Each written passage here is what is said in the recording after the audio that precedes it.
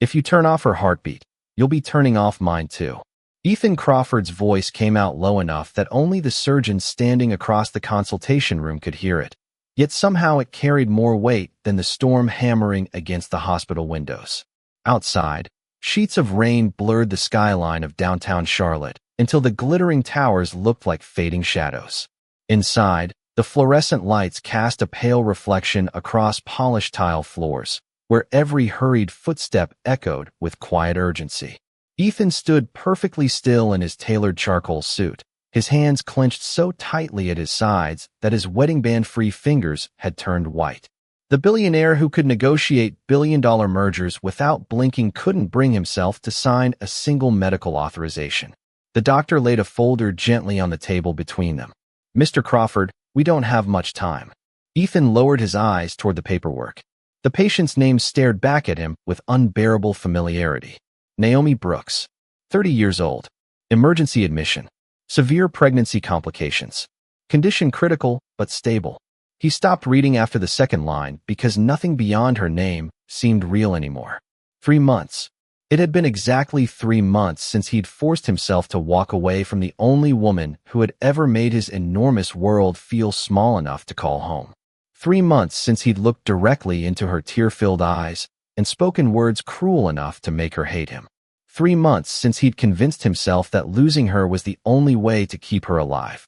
Every morning afterward had begun the same way. A luxury penthouse overlooking the city. Silence instead of laughter. Fresh coffee that always grew cold before he remembered to drink it. Endless meetings where executives praised his brilliance while he secretly counted every hour since he'd last heard Naomi's voice. Success had never sounded so empty. He had buried himself beneath contracts, acquisitions, investor calls, charity galas, and interviews, believing distance would eventually dull the pain. It never did. Her smile still found him in every reflection. Her gentle laugh still echoed whenever the world became too quiet. Then tonight, one unexpected phone call had shattered the walls he'd spent months building around his heart. "Mr. Crawford?" The emergency room coordinator had asked over the phone. "We found your contact information listed under emergency records from a previous visit. There's a patient named Naomi Brooks asking for." The voice had stopped before finishing the sentence. She never asked for him. She hadn't needed to. He had already been running before the call ended. Now he stood only a few yards away from the intensive care unit where machines quietly monitored the woman he'd convinced himself he would never see again. Beyond the frosted glass doors, nurses moved with calm precision while monitors released soft rhythmic beeps that sounded strangely fragile against the distant thunder outside. Ethan took one hesitant step toward the hallway before the physician spoke again. "There's something else you need to know." Ethan looked up, his pulse suddenly roaring louder than the storm. The doctor opened another page inside the chart, hesitated for the briefest moment, then met Ethan's eyes with the careful expression of someone about to change another person's life forever. "Mr. Crawford," he said quietly, "Naomi is 34 weeks pregnant." For several endless seconds, nothing moved. Not the rain beyond the windows. Not the people rushing through the corridor. Not even Ethan's breathing. His entire world seemed suspended inside a silence so complete that every heartbeat became its own confession. Pregnant. The word refused to settle inside his mind. Then his eyes drifted back toward the ICU doors, where behind a curtain he could barely see the outline of a woman he had loved enough to leave behind, never imagining she had been carrying a future they had created together all along. Ethan could not bring himself to step through the intensive care unit doors.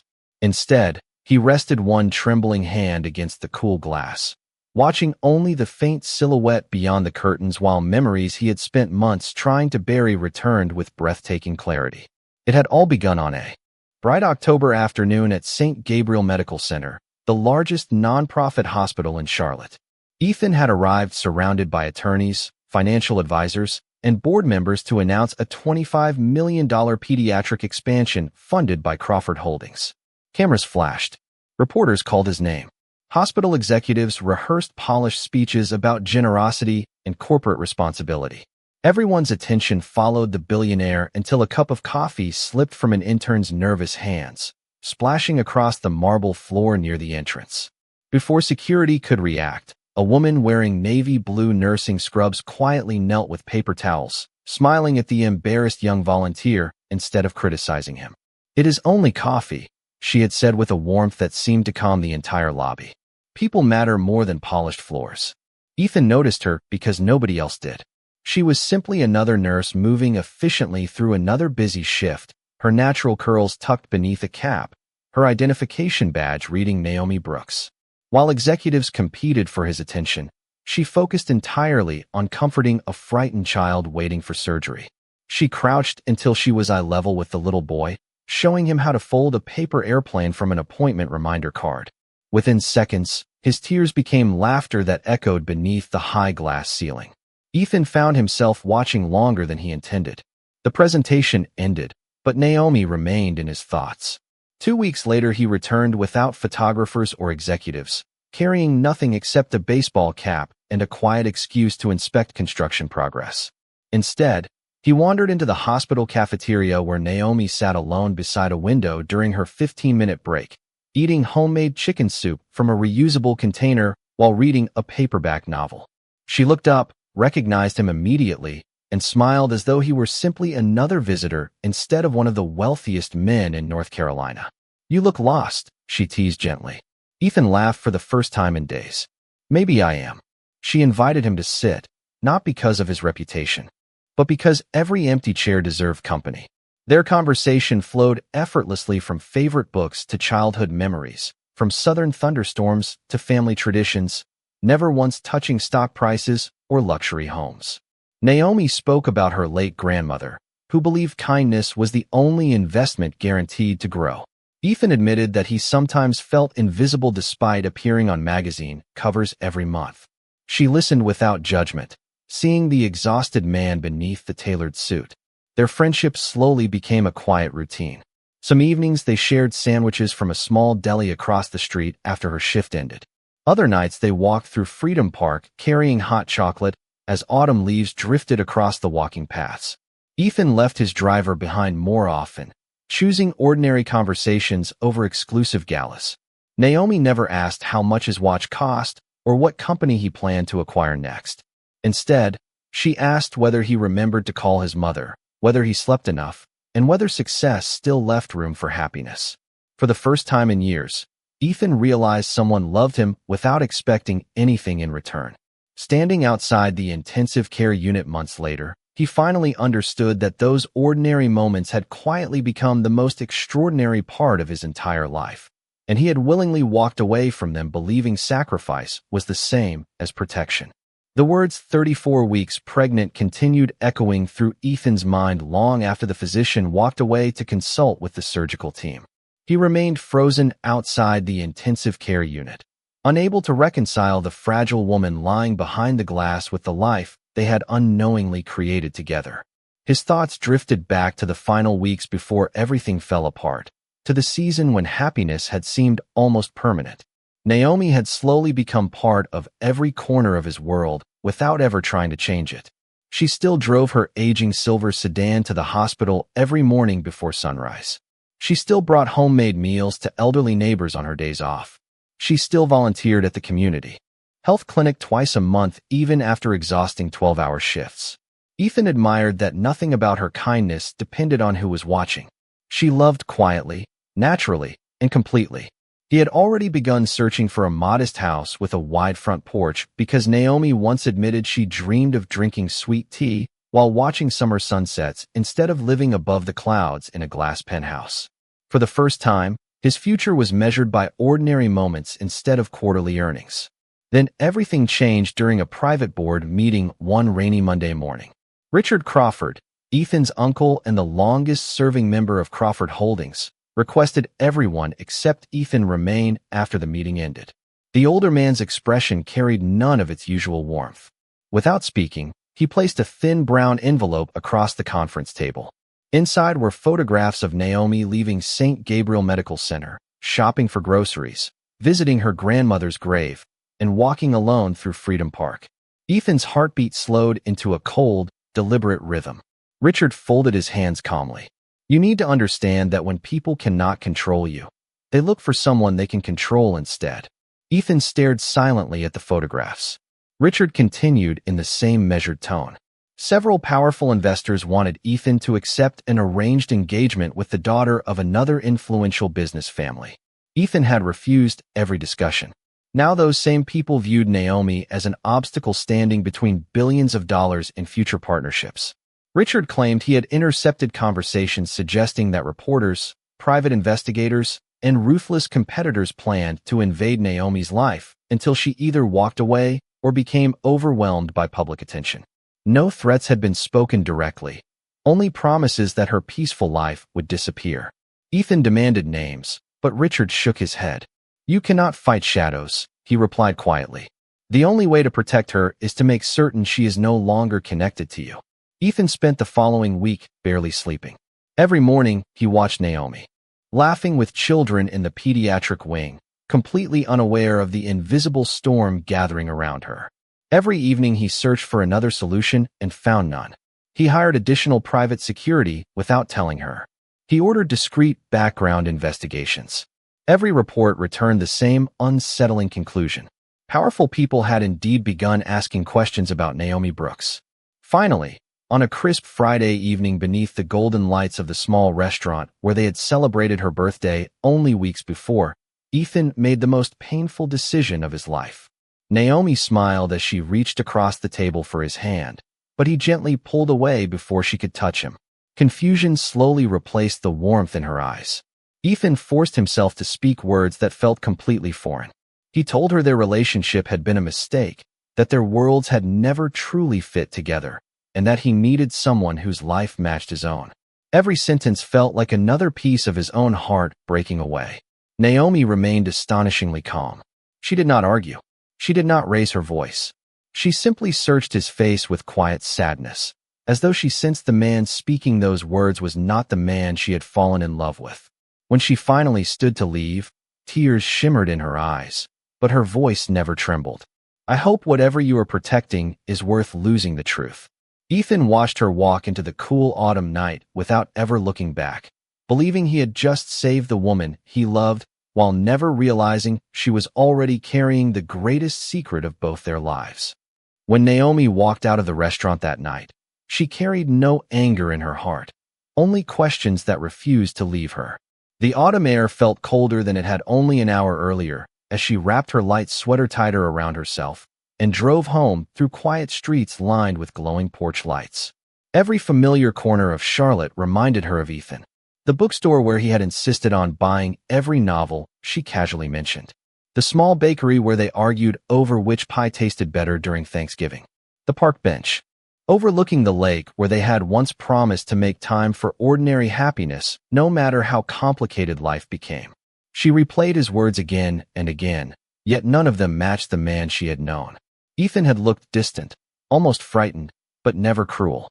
Something deep inside her whispered that the conversation had been missing an important truth. Even so, she respected his decision. Love, her grandmother used to say, could never be forced to stay. 2 weeks later, Naomi found herself sitting quietly inside her family doctor's office after feeling unusually tired during several hospital shifts. She had blamed the exhaustion on long hours and emotional stress, but the physician smiled gently before sliding an ultrasound image across the desk. Naomi stared at the tiny heartbeat on the screen, and tears slowly filled her eyes. She was going to be a mother. For several long minutes, she simply held the photograph with both hands, overwhelmed by emotions too large for words. Her first instinct was to call Ethan. Her fingers even found his name in her phone before she stopped. She remembered the pain in his eyes during their final conversation and quietly placed the phone back into her purse. If he truly wanted another life, she would not pull him back with responsibility. She made a promise to the tiny life growing inside her that afternoon.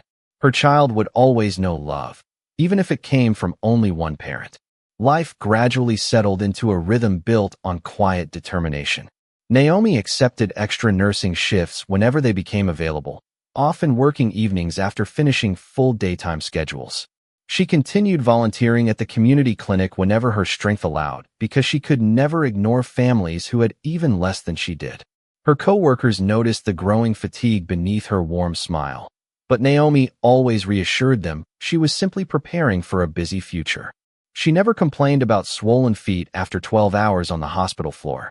She never mentioned waking before dawn because morning sickness refused to follow a schedule.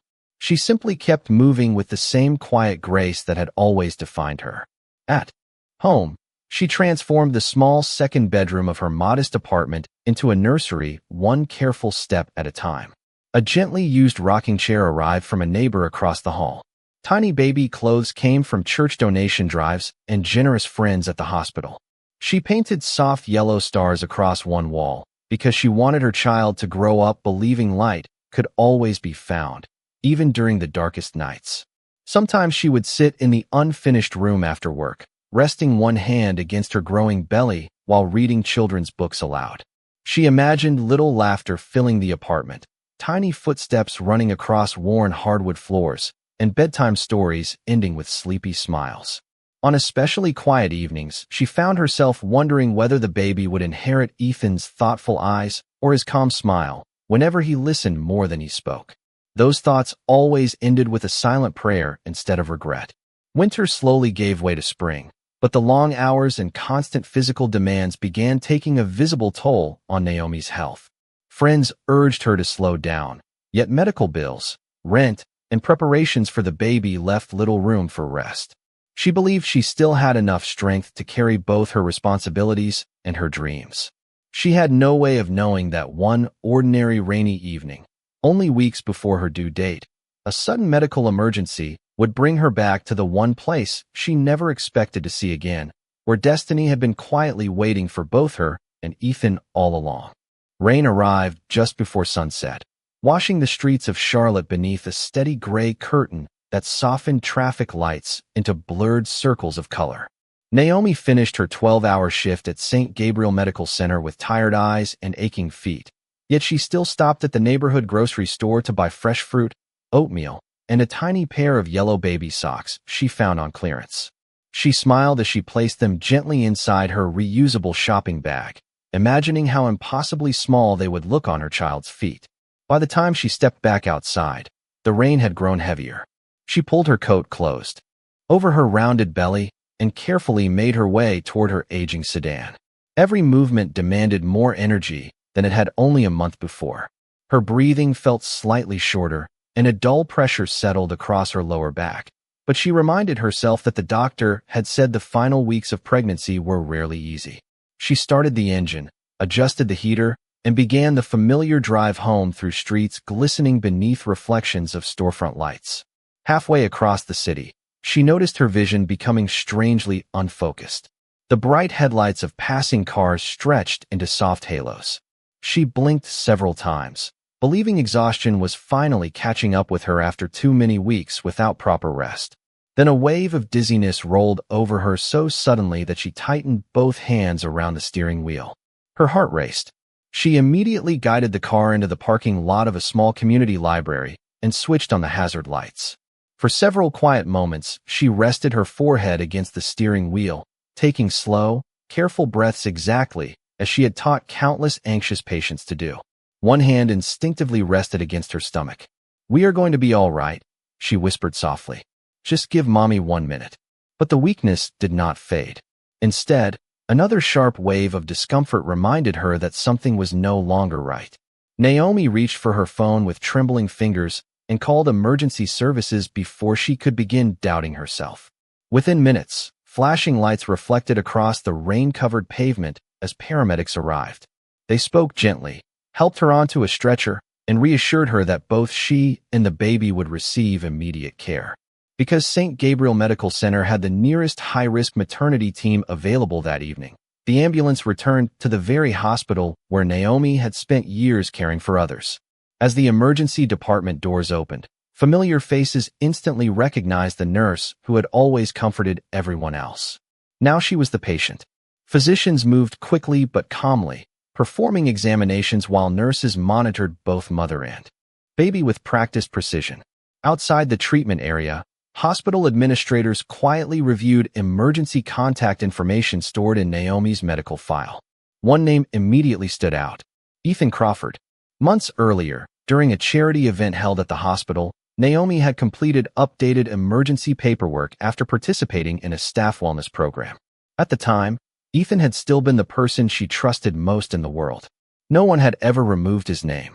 The hospital's policy required staff to notify the listed contact whenever a patient faced a serious medical situation. Less than 30 minutes later, Ethan's phone interrupted an executive dinner attended by investors, attorneys, and business partners. He excused himself after seeing St. Gabriel Medical Center displayed on the screen. The conversation lasted less than a minute, but by the time it ended, every color had disappeared from his face. Without another word, he left the private dining room, ignoring confused voices calling after him. His driver had never seen him move so quickly. Rain pounded against the windshield as the luxury sedan sped toward the hospital. Ethan barely noticed the city passing outside because his thoughts had already reached Naomi long before he did. When he finally arrived at the emergency entrance, a physician was waiting beside the elevators. The older doctor quietly handed him Naomi's chart while explaining her condition.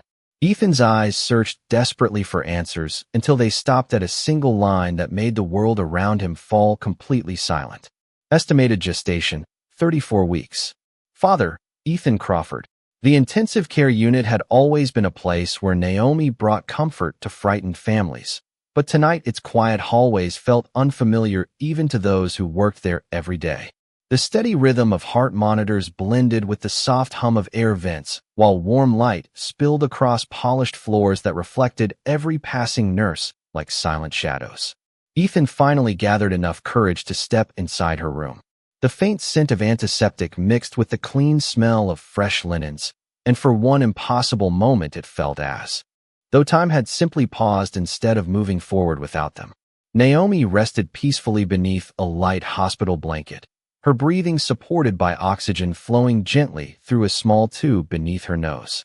Loose strands of her dark curls framed a face that looked thinner than he remembered, yet somehow no less beautiful.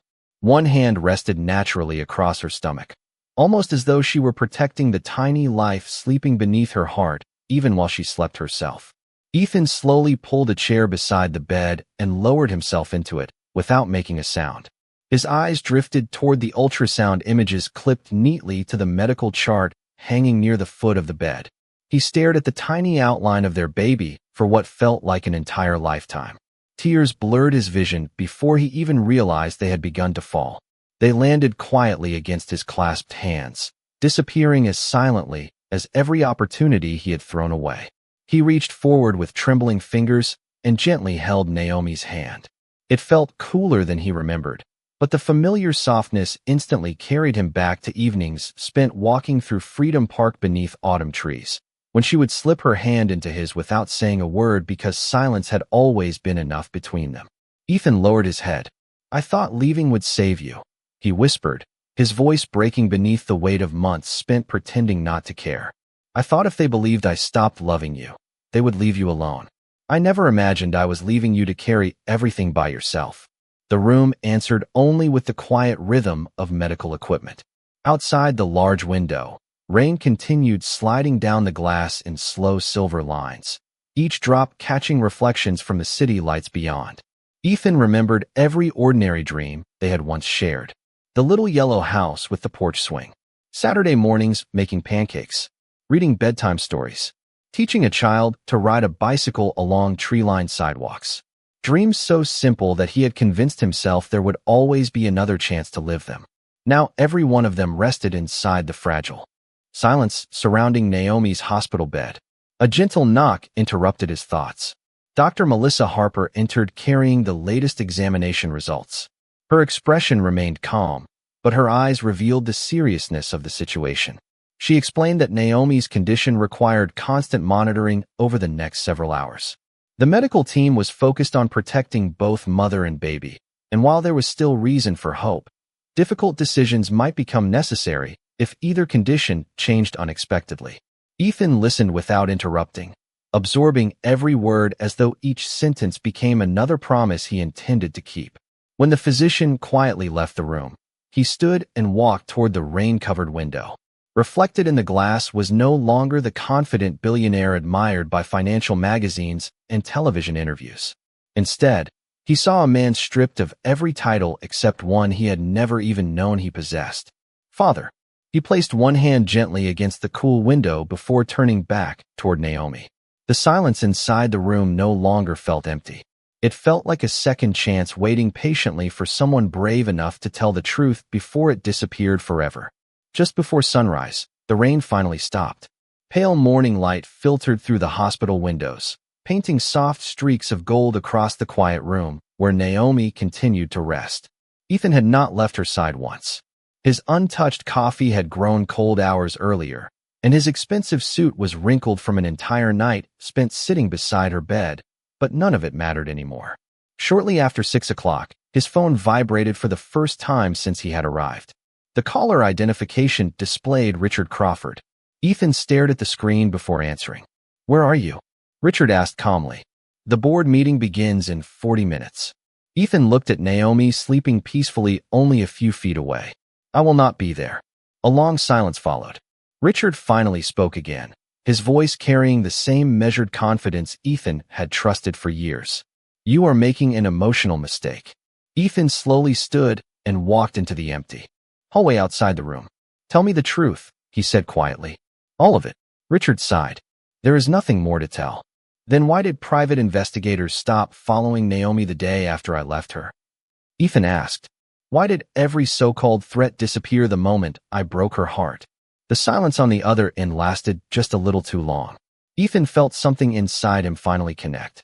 Every conversation, every warning, every sleepless night. There never was an active plan against her, was there? He whispered. Richard answered with a voice almost devoid of emotion. "There were conversations. Possibilities.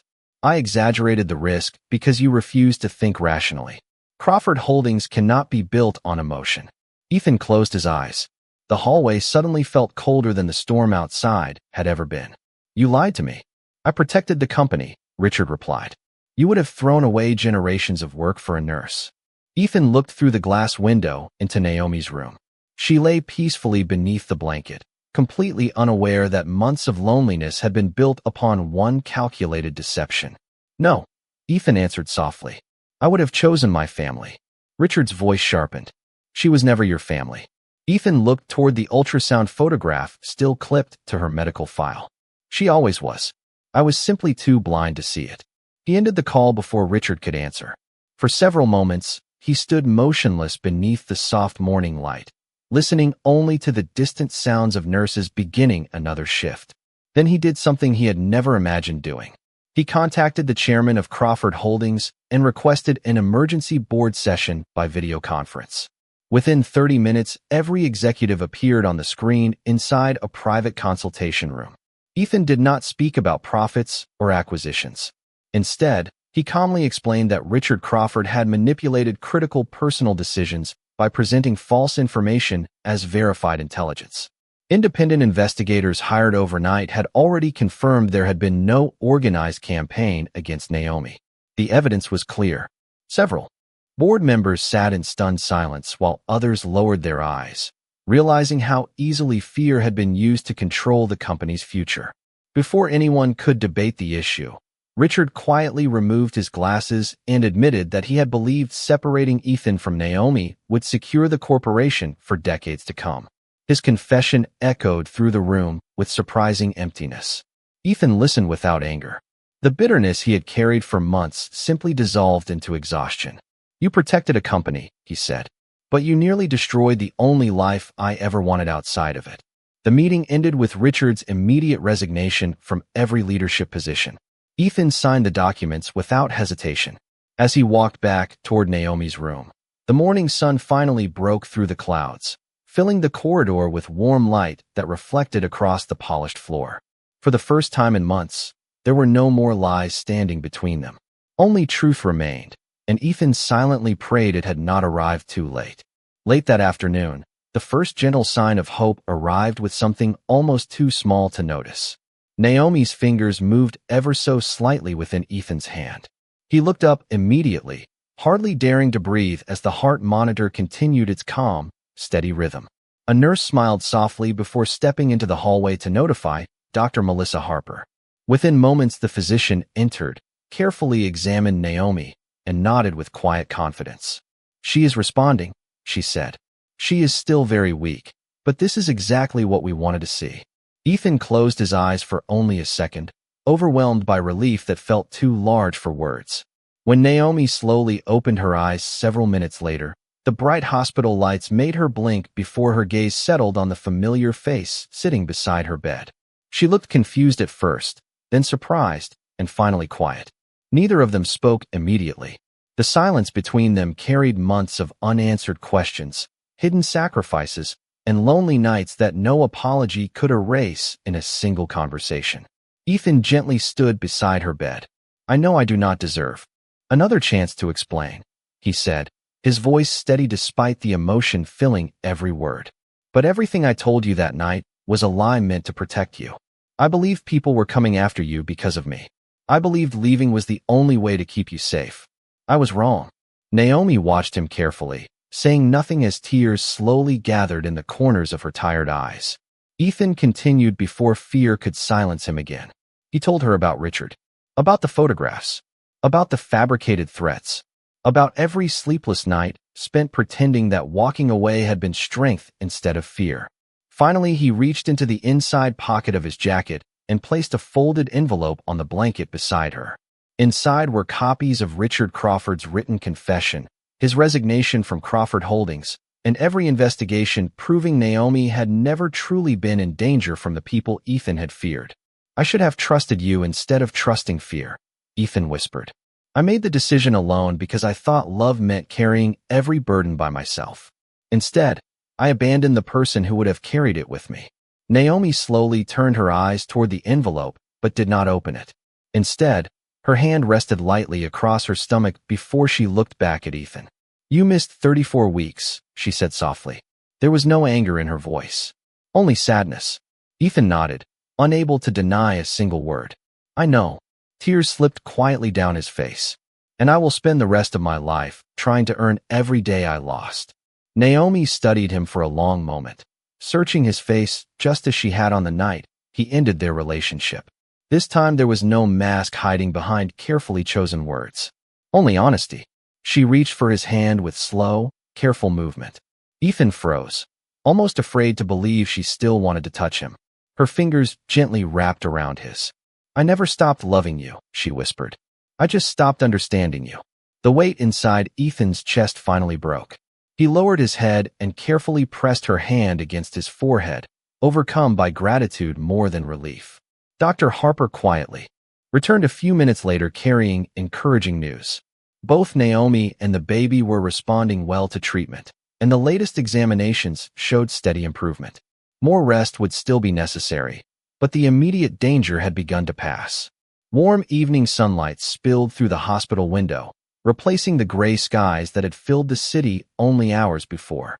As its golden light settled across Naomi's bed, Ethan realized that forgiveness was not the reward for perfection. It was the quiet miracle that allowed two imperfect hearts to begin finding their way back to each other. 1 year later, the first warm Saturday of May settled gently over Charlotte with clear blue skies and the sweet fragrance of blooming dogwood trees drifting through Freedom Park. Children laughed near the playground while ducks glided across the quiet lake, leaving soft ripples that shimmered beneath the afternoon sun. On the same walking path where two strangers had once shared hot chocolate and impossible dreams, Ethan Crawford sat on a weathered wooden bench wearing faded blue jeans instead of a tailored business suit.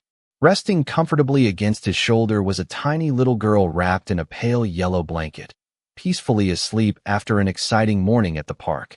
Her name was Grace Brooks Crawford, and every time Ethan looked into her bright brown eyes, he saw the future he had nearly lost before it had even begun. A few steps away, Naomi laughed as she carefully helped Grace take another wobbly step across the fresh spring grass. The little girl stretched both tiny hands toward her father, giggling as Ethan immediately knelt with open arms. Grace stumbled forward before landing safely against his chest, her delighted laughter floating through the peaceful afternoon like music neither of them would ever grow tired of hearing. Ethan lifted his daughter high enough for her to see the birds circling above the lake, and Naomi watched them with quiet contentment shining across her face. Recovery had taken time, There had been months of medical appointments, sleepless nights with a newborn, and countless conversations that slowly rebuilt the trust fear had once broken. Ethan never rushed the healing. He attended every doctor's appointment, every late-night feeding, every ordinary moment that love quietly asked him to share. Crawford Holdings continued under new leadership chosen by an independent board, while Ethan stepped away from daily operations to establish a charitable foundation supporting nurses, single parents, and families facing difficult pregnancies.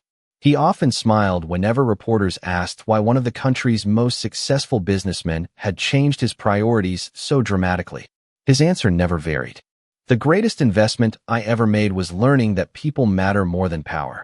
Naomi eventually returned to St. Gabriel Medical Center, not because she needed the income, but because caring for others had always been part of who she was.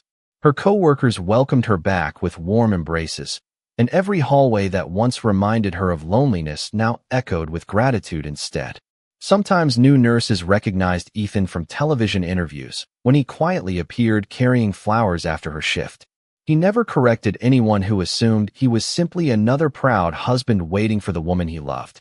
That title meant more to him than every award he had ever received. As the afternoon sun drifted lower, Naomi joined Ethan beneath the old oak tree overlooking the water. Grace had fallen asleep once again, her tiny fingers wrapped securely around one of Ethan's. Naomi gently rested her head against his shoulder, and neither of them felt any need to speak.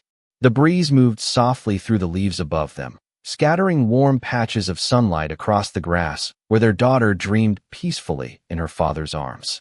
Around them, life continued in its ordinary rhythm.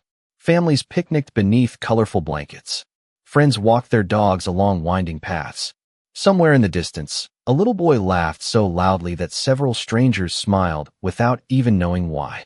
Ethan quietly looked toward the golden light reflecting across the lake before turning his eyes back to Naomi. She smiled without saying a word because she already understood. Some stories were never truly about wealth, status, or impossible choices. They were about discovering that love grows strongest when it is built on truth instead of fear, on trust instead of control, and on quiet acts of kindness repeated every ordinary day. As the sun slowly disappeared beyond the trees, three hands remained gently connected beneath the fading light, and in that peaceful silence, they finally found the home they had been searching for all along.